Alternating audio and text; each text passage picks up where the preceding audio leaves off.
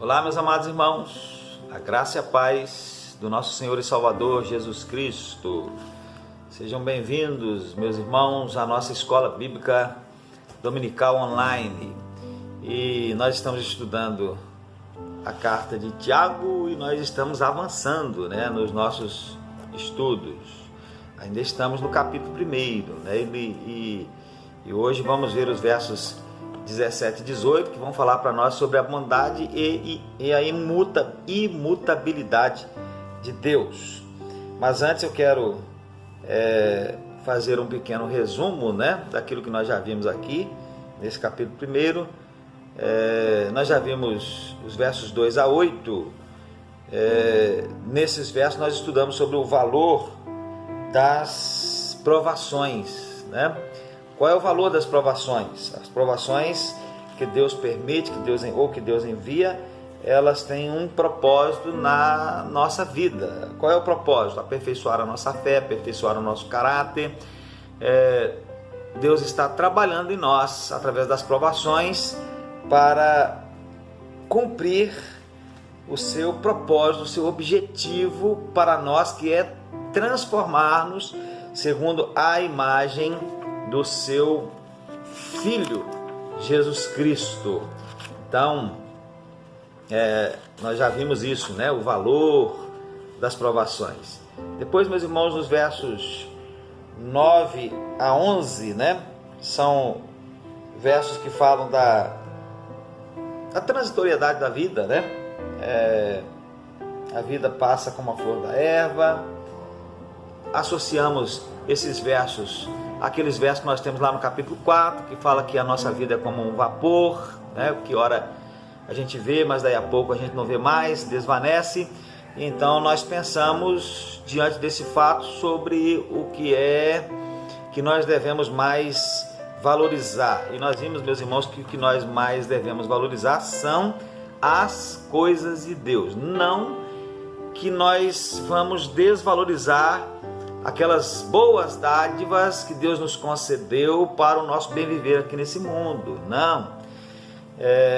Essas coisas devem ser valorizadas, mas não devem ser as que mais são valorizadas. As coisas que nós mais devemos valorizar são as coisas de Deus. E as bênçãos com as quais Deus nos abençoa para bem vivermos aqui nesse mundo, nós devemos encará-las como recursos de Deus, e não como a nossa razão de ser, a nossa razão de existir. Infelizmente, muita gente tem invertido os valores, tem feito das bênçãos de Deus a sua razão de ser, a sua razão de existir.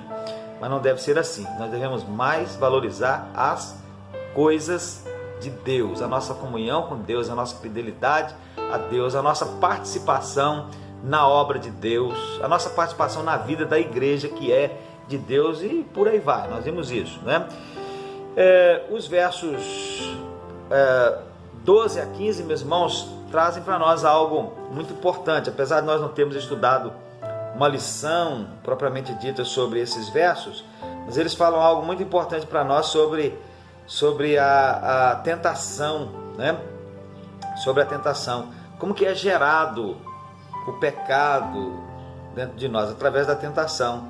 Versos 12 a 15, Bem-aventurado o varão que sofre a tentação, porque quando ele for provado receberá a coroa da vida, a qual o Senhor tem prometido aos que o amam. Ninguém sendo tentado diga, de Deus sou tentado, porque Deus não pode ser tentado pelo mal e a ninguém tenta. Mas cada um é tentado, preste bem atenção nisso, é muito importante. Cada um é tentado quando atraído e engodado pela sua própria concupiscência. Olha o que Tiago está dizendo aqui. Isso é algo muito importante, porque a tentação vem da parte do inimigo. É Satanás que nos tenta. Mas Tiago está dizendo aqui que nós somos tentados pela nossa própria concupiscência. Em última análise, a tentação ela funciona por causa da nossa própria concupiscência, da nossa própria cobiça, da nossa própria inclinação carnal. Se não houvesse essa concupiscência, essa inclinação carnal, as tentações elas elas não funcionariam, né? Então, ele diz assim: cada um é tentado quando atraído e engodado pela sua própria concupiscência. Depois, havendo a concupiscência concebido, dá à luz o pecado, e o pecado, sendo consumado, gera a morte. Então, algo muito importante que Tiago está dizendo aqui. E eu, quando estava lendo esse texto, meus irmãos, fiquei pensando, apesar de a figura aqui remeter na linguagem original, né, levar a nossa mente talvez para a pescaria, né? Mas eu fiquei pensando aqui no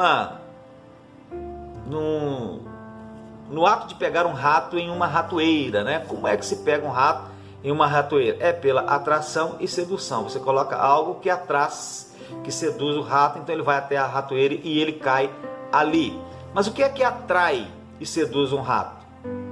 Nós temos que colocar na ratoeira algo que vá atrair, que vá seduzir um rato, que vá fazer ele se interessar e então ir até a ratoeira e cair na ratoeira.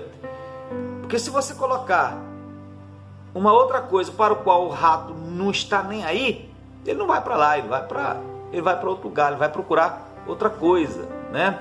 Então, você está tentando atrair e seduzir o rato para que ele caia na sua armadilha, mas você só consegue se colocar a isca certa, algo para o que ele tem inclinação, algo que desperte o seu interesse. Então, em última análise, ele não é atraído e seduzido por você que está tentando pegá-lo naquela armadilha, ou não por você simplesmente. Ele é atraído e seduzido pelo seu próprio desejo. E é isso que Tiago está dizendo: cada um é atraído e seduzido pela sua própria concupiscência, pela sua própria inclinação, pela sua própria cobiça, pelos desejos fortes de sua carne. E Satanás sabe disso, meus irmãos. Por isso que para uns, a isca que ele lança é o poder, para outros, a isca que ele lança é o dinheiro, para outros, a isca que ele lança é o sexo, né? Então, porque ele sabe que se ele, na sua tentativa de nos seduzir, na sua tentativa de nos tentar, ele colocar algo para o que nós não tenhamos nenhuma atração, essa tentação não vai funcionar. Então é isso que Tiago está dizendo: cada um é atraído e seduzido pela sua própria concupiscência, pelos desejos fortes de sua carne. Então Satanás coloca lá a isca, né? Por debaixo daquela isca, escondida naquela isca, tem uma armadilha, mas a gente tem um desejo forte por aquilo que está sendo apresentado diante de nós, e a gente fica meio cego, né? Principalmente se a gente não estiver, se a gente estiver descuidado, né? Se a gente estiver vivendo num descuido quanto à leitura da palavra, quanto à comunhão com Deus, quanto à comunhão com os irmãos, quanto à oração, né? Então a gente fica meio cego, a gente vai em direção àquela isca que foi lançada, porque a nossa concupiscência, o nosso desejo carnal foi despertado, e a gente cai na armadilha. Aí o pecado é consumado.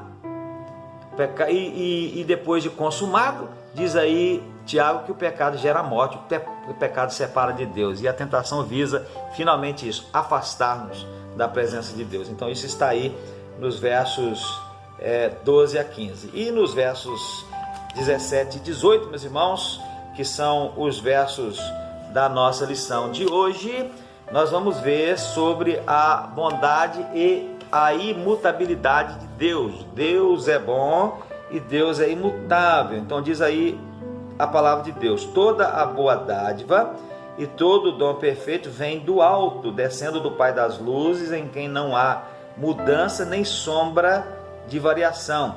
Segundo a sua vontade, ele nos gerou pela palavra da verdade, para que fôssemos como primícias das suas criaturas. Então Deus é bom. Toda boa dádiva, todo dom perfeito vem do alto, descendo do Pai das luzes. Então ele é bom, e ele também é imutável, em quem não há mudança e nem sombra de variação. Aqui na nossa lição, na nossa revista, né, que nós estamos usando como base, obviamente que eu não estou me atendo somente ao texto da revista, tenho buscado outros recursos também para edificar a vida dos irmãos, mas aqui na nossa revista, o autor da lição, o pastor Emerson da Silva Pereira, autor da lição de hoje, ele conta para falar sobre essa bondade, a imutabilidade de Deus, ele traz uma história bem interessante. Achei interessante, quero ler para os irmãos. Ele diz assim, é a experiência dele, tá? Então ele diz assim: lembro-me perfeitamente da primeira vez em que entrei num avião. Era um dia cinzento, de céu nublado, e com uma leve garoa que nem um pouco encorajava um estreante, alguém que ia entrar no avião pela primeira vez. Apesar do pequeno avião e das circunstâncias desconfortáveis daquela tarde, tentei demonstrar uma aparente tranquilidade racional. Quando o aparelho começou a deslocar-se na pista, apertei discretamente os dedos das mãos e, como que numa atitude fatalista, entreguei-me à sorte. Em poucos segundos vi a pista distanciando-se dos meus olhos e rapidamente o avião alcançou a altura das nuvens, as quais foram tornando cada vez menor a minha visibilidade da janela. A expectativa e a incerteza do que aconteceria após aqueles momentos enevoados eram grandes, até que minha frieza exterior foi abruptamente assaltada por uma visão jamais esquecida. O avião, ao atravessar a densa barreira de vapor, levou-me a contemplar um céu tão azul e um sol tão brilhante que eu mesmo não saberia afirmar se já tinha visto algo assim.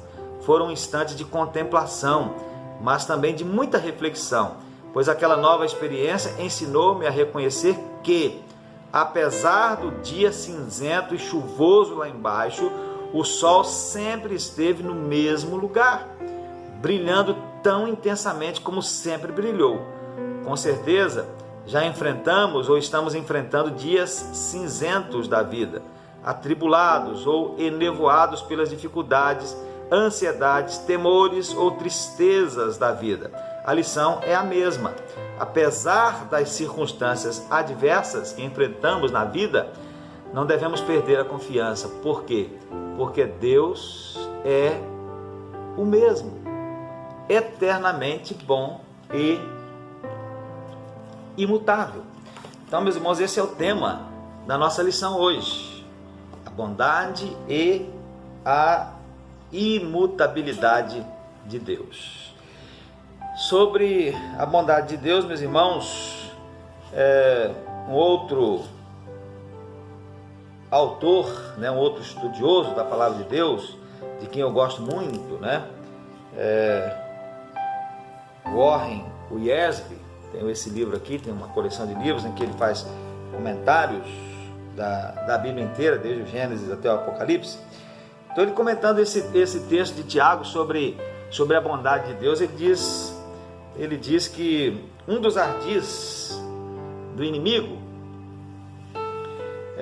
consiste em nos convencer de que o Pai, Deus, recusa-se a nos dar coisas que nos são de direito, e que então Ele não nos ama de verdade e nem cuida de nós. Esse é um dos ardis do inimigo.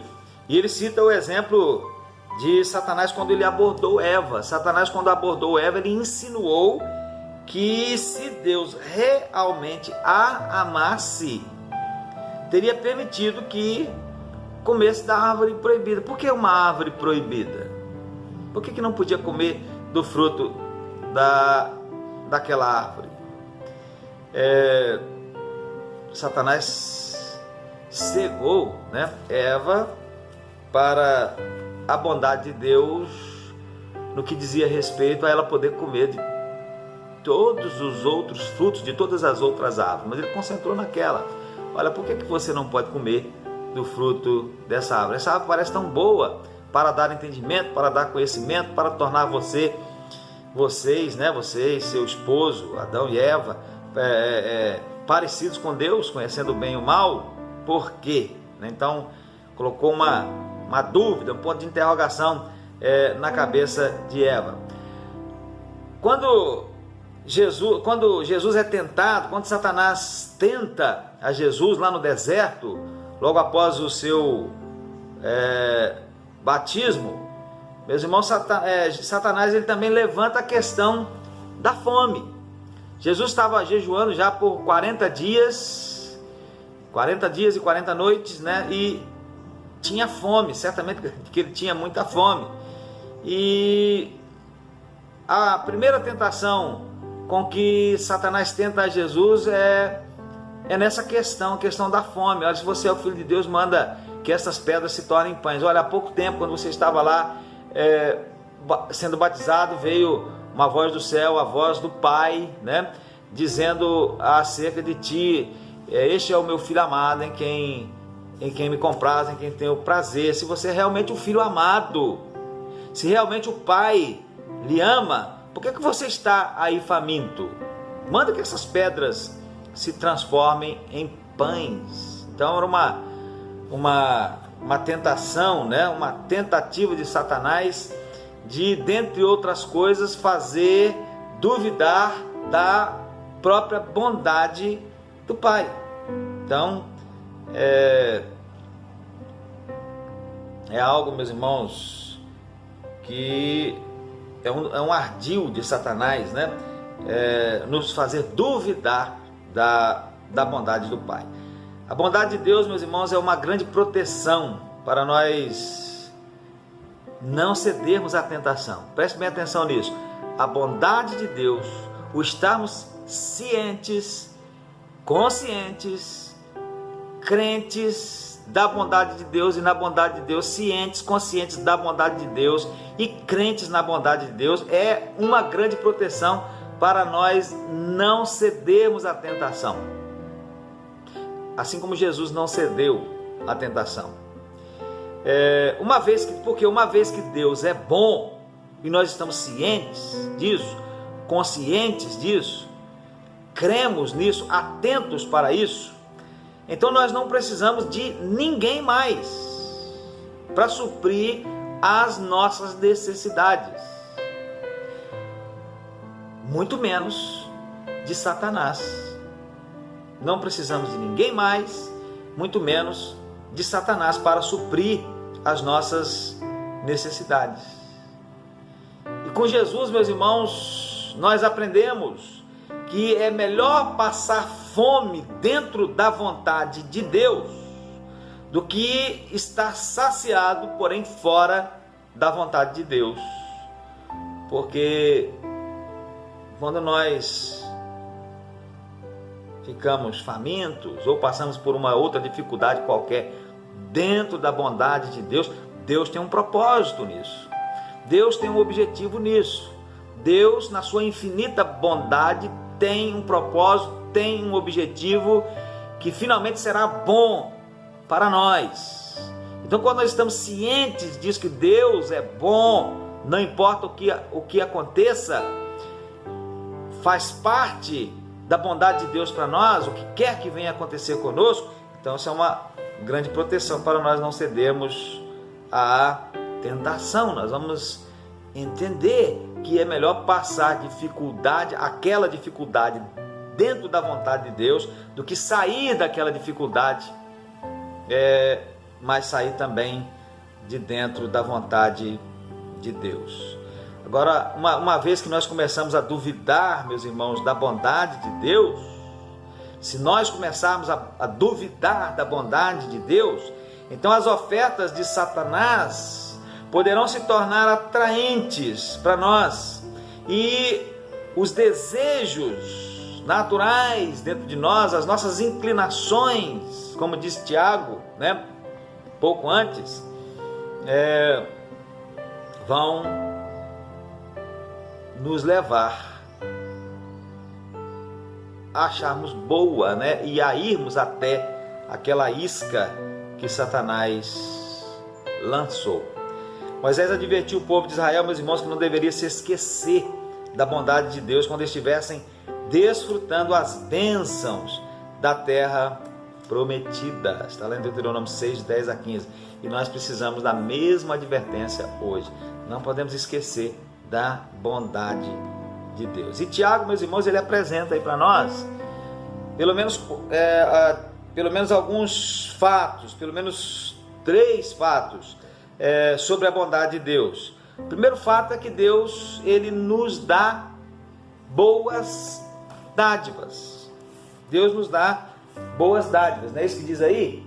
Toda boa dádiva e todo dom perfeito vem do alto, descendo do Pai das luzes. Então Deus nos dá boas dádivas, tudo que há de bom, tudo aquilo que é realmente bom, que pode ser classificado como bom segundo Deus, e não segundo a simples concepção humana, vem de Deus.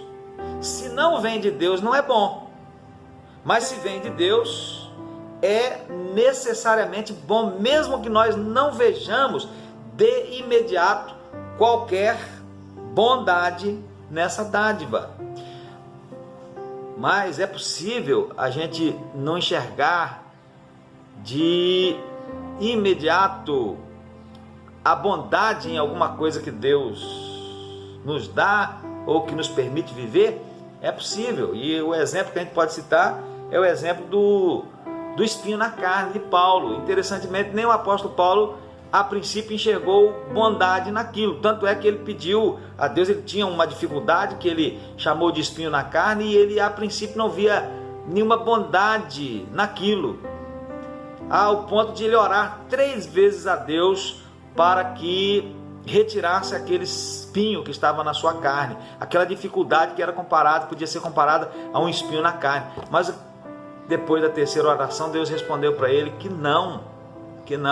Na verdade, aquilo era uma permissão de Deus na vida dele por um ato de bondade de Deus, porque a graça de Deus deveria lhe bastar. O poder de Deus se aperfeiçoa na fraqueza. Então o espinho na carne de Paulo lhe foi dado por Deus. O espinho na carne de Paulo lhe foi dado por Deus. Ainda que fosse um mensageiro de Satanás para lhe esbofetear, foi permitido por Deus, lhe foi dado por Deus. E a princípio lhe pareceu uma dádiva estranha, mas que se tornou uma grande bênção para ele, conforme podemos ver em 2 Coríntios capítulo 12, versos 1 a 10. O poder de Deus se aperfeiçoou na vida de Paulo, impediu Paulo de se gloriar, de pecar contra Deus. Aquele espinho na carne. Então Deus sempre nos dá boas dádivas, mesmo alguma coisa que a princípio nos pareça apenas sofrimento. Se vem de Deus, é uma boa dádiva. Se é para nos aperfeiçoar, se é para nos fazer parecidos com Cristo, se é para aperfeiçoar a nossa fé, o nosso caráter, então é uma dádiva, porque Deus nos dá apenas boas dádivas, porque Deus é bom. Deus é bom. Também, meus irmãos, o modo de Deus dar é bom. O modo de Deus nos dá toda boa dádiva e todo dom perfeito vem do alto, descendo do Pai das luzes, em quem não há mudança nem sombra de variação. Lembrando aí o verso, né? Então, toda boa dádiva, Deus nos dá apenas boas dádivas, e o modo de Ele nos dar é bom. Por que é importante a gente dizer isso? Porque é possível dar algo sem amor. Entre nós, seres humanos, é possível nós darmos alguma coisa para alguém sem amor. O presente, a dádiva, pode perder o seu valor de acordo com a maneira de ser dado. Então, pode ser dado sem amor, pode ser dado por um constrangimento, né? Por isso que Paulo, quando vai dizer sobre a contribuição, né, que ele estava pedindo lá aos Coríntios, lá em 2 Coríntios capítulo 9, verso 7, ele diz assim: cada um contribua segundo propôs no seu coração, não com tristeza ou por necessidade ou por obrigação. Podia ser que alguém contribuísse, né, por obrigação, por vergonha. Todo mundo está contribuindo, não vou contribuir não, bem que eu não queria contribuir não, mas eu não vou passar essa vergonha, esse vexame, né? Então, o presente, a dádiva, pode perder o seu valor de acordo com a maneira de ser dado. Mas quando Deus nos dá uma bênção, quando é Deus que nos dá uma bênção, Ele o faz de modo amoroso e cheio de graça.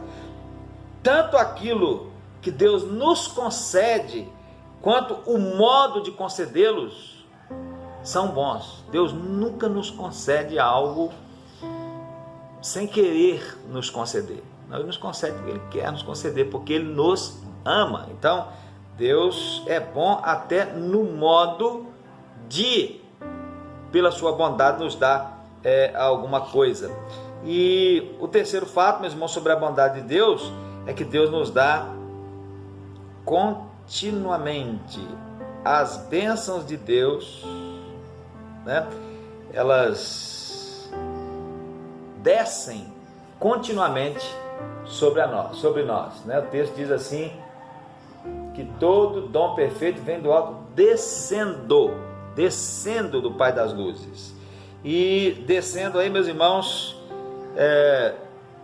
nas regras de linguagem, né, está no gerúndio, e sendo escrito dessa forma, significa que desce continuamente, está descendo continuamente. Então as dádivas de Deus, elas não são ocasionais, Ele as concede constantemente.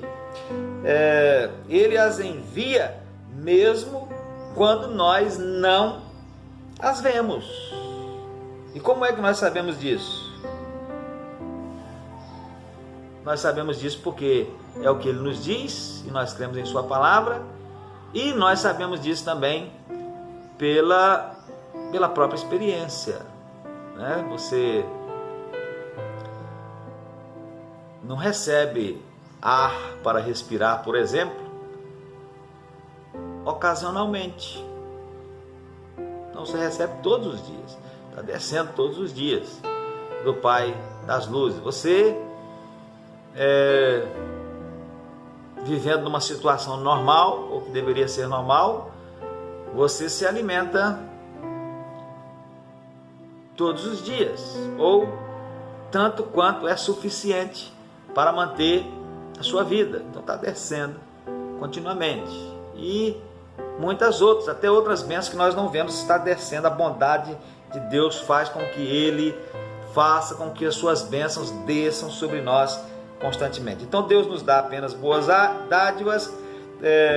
O modo de Deus dar é bom, não só a dádiva, como a forma de Ele nos abençoar é boa. Ele nos dá por bondade, não por obrigação, né? E Ele nos dá constantemente. Então, meus irmãos, Deus é bom, o nosso Deus é bom. Mas o nosso Deus também é imutável, diz o texto. Ele não só é bom, como Ele é imutável, né? Nele não há mudança e nem sombra de variação. Tiago está dizendo aí, Deus não muda. Não há mudança nem sombra de variação. É impossível Deus mudar. Ele não pode mudar para pior, porque Ele é santo. E Ele também não pode mudar para melhor. Como assim, pastor? Dizer que Ele não pode mudar para pior, tudo bem, né? Porque Deus é santo. Mas Ele dizer que Ele não pode mudar para melhor, é verdade, Deus não pode mudar para melhor. Por quê? Porque senão Ele não seria Deus. Porque Ele é Deus, Ele já é perfeito, infinitamente perfeito. Tão perfeito que não tem como ser melhor. Então Ele não pode mudar. Não há mudança nem sombra de variação, nem para pior, nem para melhor, né? A luz do sol, meus irmãos, foi citado mesmo, né, na ilustração, né, o sol por cima das nuvens, o sol está lá por cima das nuvens. Mas na nossa experiência terrena, nós que vivemos na terra, nós percebemos que a luz do sol, ela varia à medida que a terra muda de posição. Ela varia. Numa época do ano, lá na sua casa, ela começa num lugar e termina no outro. Dependendo, à medida que o tempo vai passando, ela vai mudando de posição. Então a luz do sol varia à medida que a Terra muda de posição, mas o Sol em si continua brilhando no mesmo lugar. Se tem sombra no lugar, às vezes pode ter sombra no lugar, né, por causa de algum obstáculo, mas o Sol está brilhando lá em cima, como na experiência do autor da lição, né? A sombra, névoa, mas quando subiu o avião para cima das nuvens, lá estava o Sol brilhando. Então, se há sombras entre nós e o Pai, estas sombras não são causadas por Ele, porque Ele não muda, Ele continua o mesmo. Essas sombras são causadas por nós, pelas nossas atitudes. Nosso Deus é o Deus imutável. Isso significa que nós não devemos jamais questionar o seu amor e nem duvidar da sua bondade quando vêm as dificuldades ou surgem as tentações. O nosso Deus continua o mesmo Deus bom, o mesmo Deus imutável, o mesmo Deus amoroso. Se Davi, meus irmãos, pensando agora em Davi, né, no seu pecado com Batseba, se ele tivesse se lembrado disso, da bondade do Senhor, ele não teria tomado Batseba para si, nem cometido aqueles pecados horríveis. Como que a gente sabe disso? A gente sabe disso porque foi isso que o profeta Natan disse a Davi. Está lá em 2 Samuel 12, versos 7 e 8, né? Natan disse assim a Davi: assim diz o Senhor Deus de Israel, olha Davi, Deus dizendo para Davi, né? Eu te ungi rei sobre Israel, eu te livrei das mãos de Saul, eu te dei a casa do teu senhor de Saul e as mulheres de teu senhor em seus braços. Eu também te dei a casa de Israel, a casa de Judá. E se isso fosse pouco, eu ainda teria te acrescentado tais e tais coisas. Se Davi tivesse lembrado disso, de como Deus havia sido bom para com ele, ele não teria cometido aquele pecado com Batseba. Mas ele se esqueceu, naquele momento ele se esqueceu. A isca foi lançada, quando ele olhou a concupiscência dos olhos, né, despertou a sua concupiscência carnal, desejo da sua carne, e ele pecou da forma como nós sabemos que ele pecou. Davi havia se esquecido da bondade de Deus, do favor de Deus, por causa da bondade de Deus manifestado a ele, e ele mordeu a isca, e foi um transtorno enorme, né? Uma sombra, uma penumbra começou a pairar sobre a vida de Davi. Por quê? Porque Deus mudou? Não, Deus não mudou, Deus é imutável. Aquelas sombras, aquela penumbra foi causada pelo pecado do próprio Davi, né? Então, meus irmãos, nosso Deus é imutável, nosso Deus ele não muda, ele continua o mesmo, não há nele mudança e nem sombra de variação. Ele continua sendo doador da sabedoria, ele continua fiel às suas promessas, ele continua sendo o Deus que nos recompensa, o Deus justo, o Deus único. Ele continua sendo o Deus gracioso, soberano, misericordioso, compassivo, restaurador da vida. Deus continua o mesmo, ele não muda. No Pai das luzes não há mudança e nem sombra de variação. Quando as coisas estão muito boas para nós estamos experimentando a bondade de Deus, segundo o conceito de Deus e segundo o nosso próprio conceito do que é bom, né?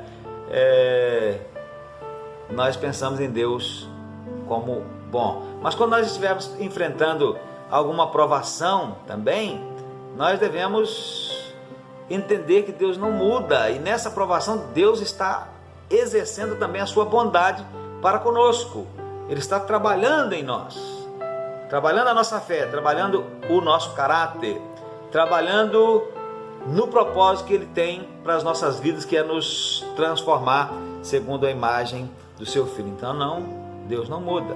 Venha o que vier, aconteça o que acontecer, Deus é o mesmo, o Deus bom, o Deus bom.